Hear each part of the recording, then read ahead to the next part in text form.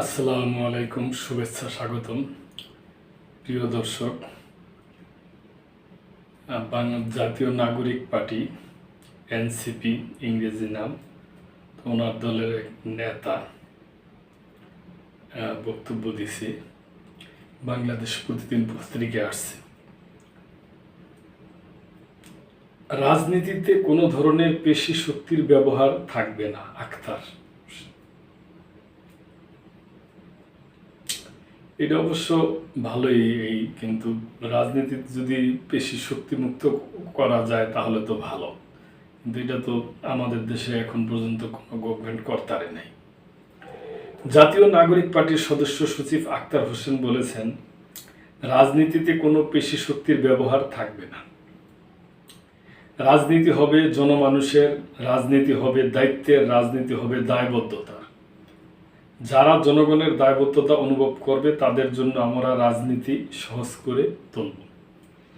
University and medical student association answer উদ্যোগে সোমবার দুপুরে কাউনিয়া উপজেলার মুফাজ্জল হোসেন সরকারি মডেল উচ্চ বিদ্যালয়ের মাঠে ফ্যাসিস্ট বিরোধী রাজনৈতিক দলের নেতাদের নিয়ে ঐক্য সমাবেশে তিনি এসব বলেন।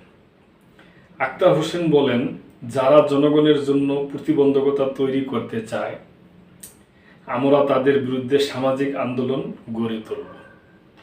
সম্প্রীতি ও ঐক্যর সমাবেশে মহানগর জামায়াতের আমির এটিএম আজম খান বলেন, রাজনৈতিক মঞ্চে গেলে নেতাদের কথার ফুলঝুরি শুনেছি।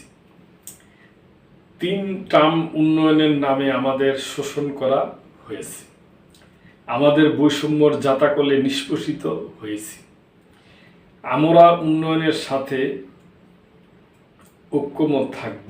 ঐক্য হচ্ছে শক্তি, ঐক্য হচ্ছে উন্নয়ন, ঐক্য হচ্ছে ভারসাম্য, ঐক্য হচ্ছে সন্ত্রাসকে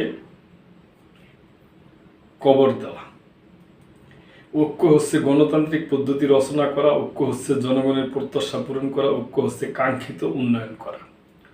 জেলা বিএনপির সাবেক সভাপতি আমদাদুল হক ভরসা বলেন, দলমত নির্বিশেষে আপনাদের সমস্যা ভালো মন্দ আমাদের সাথে শেয়ার করবেন। আমরা সকল রাজনৈতিক দলের নেতারা ঐক্যবদ্ধভাবে সমস্যার সমাধান করব। তিনি বলেন, আমরা তিস্তা পরিকল্পনার মহাপরিকল্পনার স্বপ্ন দেখছি। এটি হলে কাউনিয়া পীরগাছা হবে স্যাটেলাইট শহর। তিস্তা মহাপরিকল্পনার মাধ্যমে উৎপাদিত বিদ্যুৎ নিয়ে কলকারখানা হবে, এতে বেকার সমস্যা সমাধান হবে।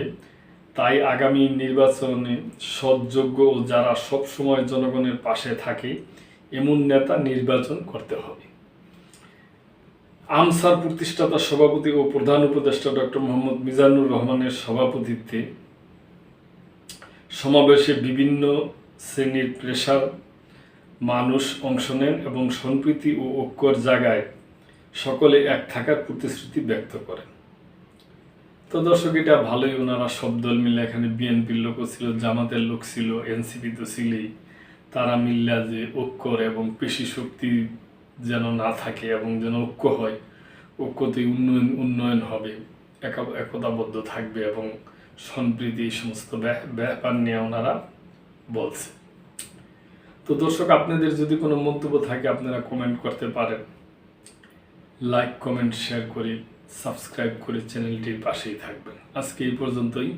আল্লাহ হাফেজ।